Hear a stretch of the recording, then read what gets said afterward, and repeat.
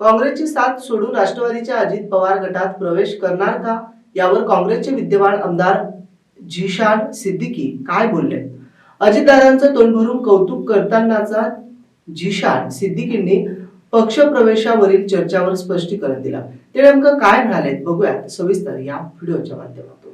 जब मेरे पे अन्याय हो रहा था तब अजीत दादा ने ही साथ दिया था। देखिए, अजीत दादा के साथ हमारे पारिवारिक रिश्ते हैं। देखिए, मैं अपनी खुद की बात कर सकता हूँ, पिताजी का मुझे लगता है बेहतर होगा अगर आप पिताजी से पूछें।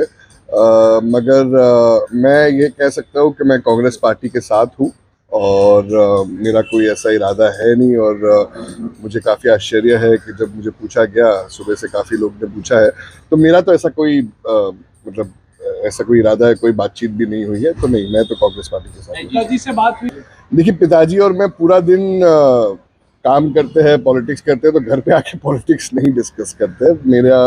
मैं पिताजी से इसके बारे में मैंने डिस्कस नहीं किया, तो उनसे अगर आप उनके बारे में पूछेंगे तो बेहतर होगा।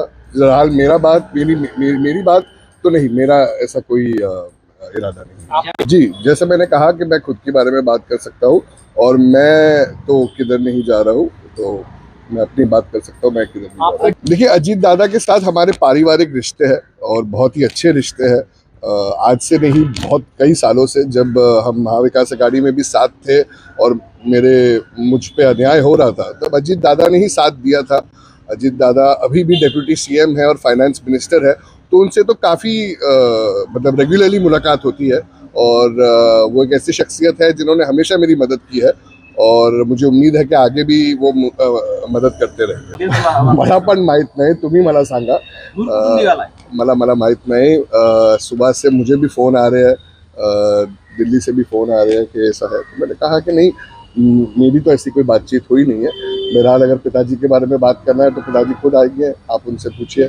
अगर पिता कांग्रेस में रहेंगे नहीं, मैंने जैसे कहा, मैं कांग्रेस पार्टी में हूँ और भविष्यवाणी पिताजी के बारे में मुझे पता नहीं अगर क्या हो रहा है, वो आप उनसे बेहतर पूछेंगे। मैं तो कांग्रेस पार्टी से ही हूँ और मैं मेरा जाने के लिए मैं एक बेटा समान हूँ। और मैंने जैसे कहा कि मेरा पारंपरिक रिलेशन है और जब मेरे पे अन्याय हो रहा था तब अजीत दादा ने ही साथ दिया था।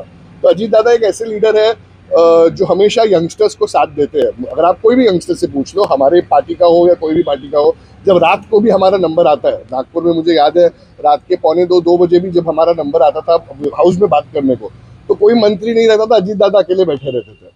तो एक उनकी कोई खासियत है और रात को भी हमारे साथ विधान भवन में रहते हैं और सुबह 6 बजे उठ के काम भी करना चालू कर देते हैं। वो एक खासियत है, इंस्पिरेशनल है। आपकी तारीफ शायद आपके साथियों को नागवार गुजरे दादा की। नहीं, तारीफ तो देखो, मैं एक ऐसा इंसान हूँ जो अगर मुझे कोई अच्छी चीज लगती है एक लीडर के बारे में तो मैं दिल खोल के बोलूंगा और मुझे उसमें कोई संकोच नहीं है। आप संजय राउत के खिलाफ बात कर रहे हैं, अजित पवार के पक्ष में बात कर रहे हैं, क्या मैंने संजय राउत जी, मैंने जैसे कहा कि ये सब बहुत सीनियर लीडर है और उनके सामने मेरा बोलना सही भी नहीं है और मेरा ऐसी अपब्रिंगिंग भी नहीं है। मगर जैसे भाई साहब ने कहा कि संजय राउत जी ने खुद अगर कहा है कि नहीं, ये सीट अगर ऐसा हो रहा है तो मुस्लिम वोट्स का विभाजन होगा, ये सीट हमारे शिवसेना को जाएगी, तो कौन से कम्युनिटी के साथ हमदर्दी दिखाता है वो तो सबको पता है। और कितने सालों से क्या होते जा रहा है, कौन कैसा कर रहा है, वो तो सबको पता है। मगर ऐसा बोलना जब आप एक अलायंस में हो, मुझे लगता है दुर्भाग्यपूर्ण और बदकिस्मती है।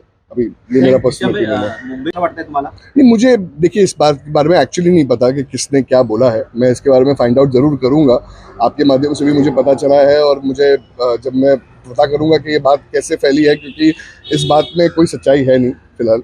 और जी, उसके आगे मैं क्या येणारा काळ संघर्षाचा वाटतो? देखिए, राजनीति में संघर्ष तो है ही, अब जिधर भी हो संघर्ष है और संघर्ष करने के लिए ही हम उतरे हैं, आम आदमी के मुद्दों के लिए ही उतरे और संघर्ष करते आ रहे हैं युवा कांग्रेस के दिनों से और आगे भी संघर्ष